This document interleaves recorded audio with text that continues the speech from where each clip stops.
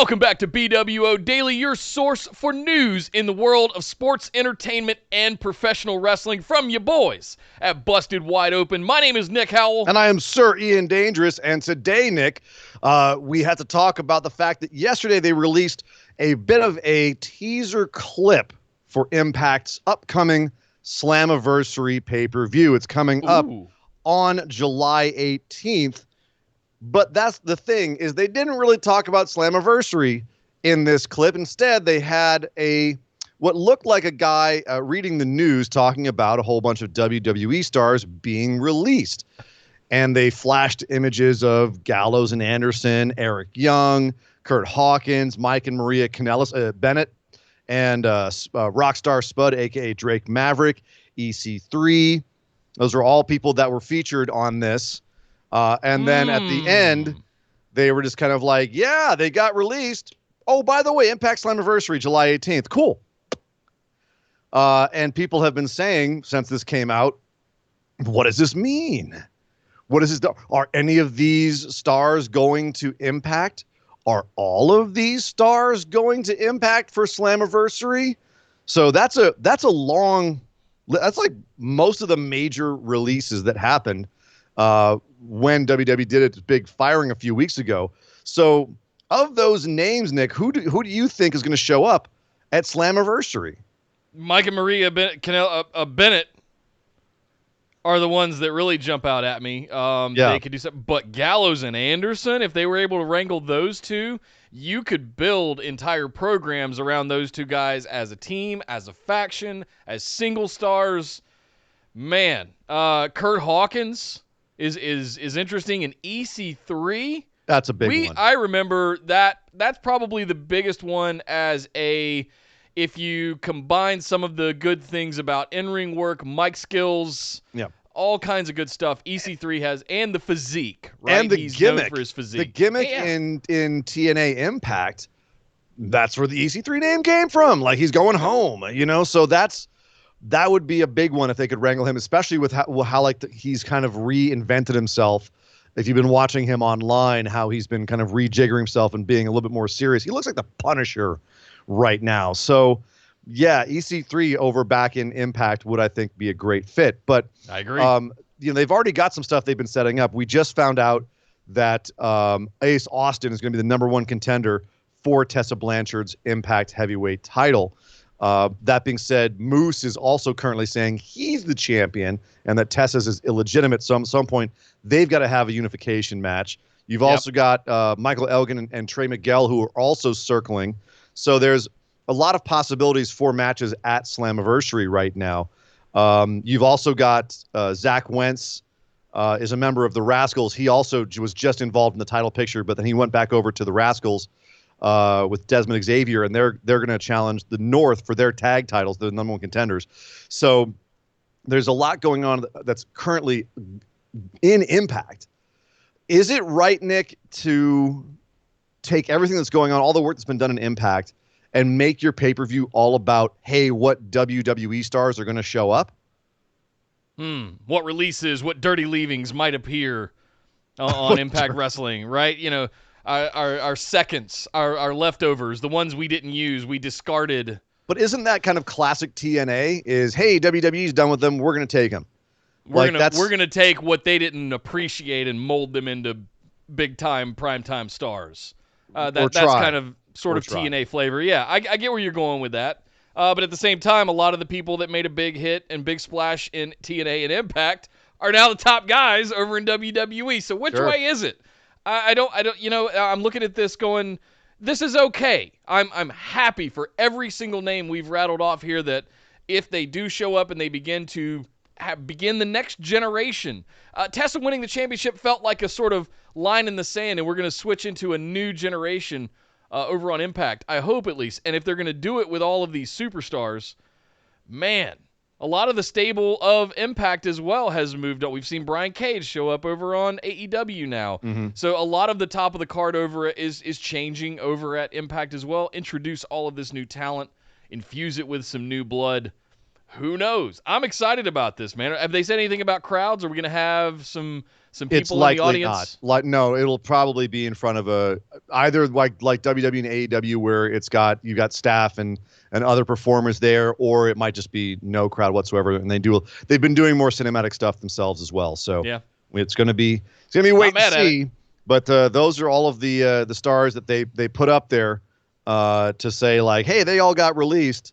They could be coming here. And so now let the speculation begin. Yes. One thing that's not going to be speculated about, it's official. Christian will be making his way back to WWE TV. It was announced that he'll be hosting the Peep Show with all his peeps over on Raw this coming week. And it's already been announced that Edge will be his guest on the Peep Show. So you kind of had to figure if Christian was coming back to WWE TV, it was going to have something to do with the greatest wrestling match ever.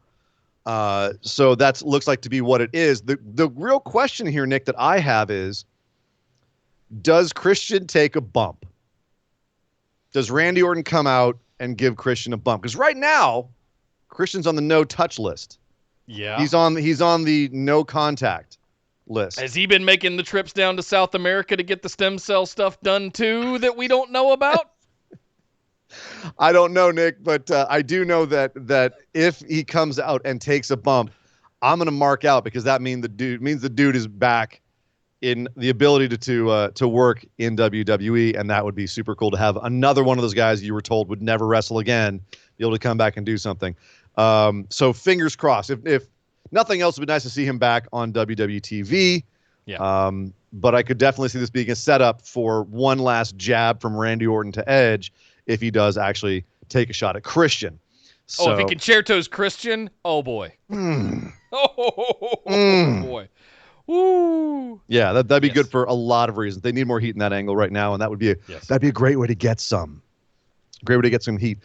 Speaking of heat, the opposite of heat is what Titus O'Neil is getting right now.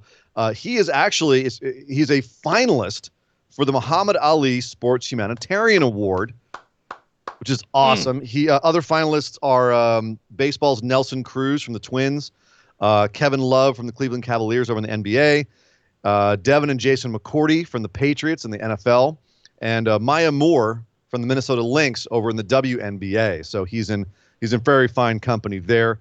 It's from his work with all different kinds of charities, whether it's Susan G. Komen, Boys and Girl Scouts of America, his own foundation, the Bullard Foundation, that he started 2 years ago, I believe, and is actually it does a lot of work in Tampa, but he raises money for all different kinds of charities to put on children's events, and a lot of great work there. He's also, he's got his fingers in all kinds of good causes and charities. The dude is just one of the most tireless workers in WWE.